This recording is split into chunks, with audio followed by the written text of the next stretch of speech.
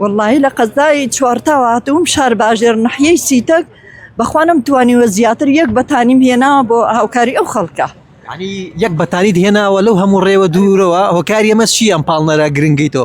واللهی زۆر خەمی ئەو خەڵکەمە ئەمڕۆ ئەوان لیان قۆماوە سبعینی ئێمە لێمان دەقەمی فەرقی چێویش کوڕکچی ئێمەن کە سوکاری ئێمەن فەرقی چێ بە قوربان و من لێرە جەماوەرێکی زۆرە بینم هاوڵاتیان بە پەرۆشەوە بۆی کە چۆنەڵی هاوکاری بگەێنە لێ قەوماوانی چەمشەماڵ پەیامیەوە چی بۆ خەڵک؟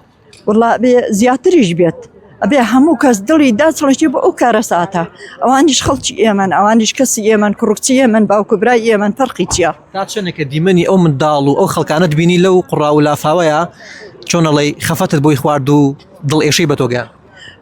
زۆر بەڕاستی زۆر ناخۆشە بەخوا تەلەڤیزیۆنم نییە سەیریکەم ڕادیۆیەکی بچکۆلەی ئەوەنەمەیە خواگای لێ کەمێک ئاگام لێی بووە ئیخباریش کەم وەرەگری بە قورئان بەس ئاگام لێ بوو گەکتی کۆمەکی کۆ دەکرێتەوە لە مۆزەخانەی ئەم نەسوورەکە لەوێ بۆ ئەوە هاتم بەخوا.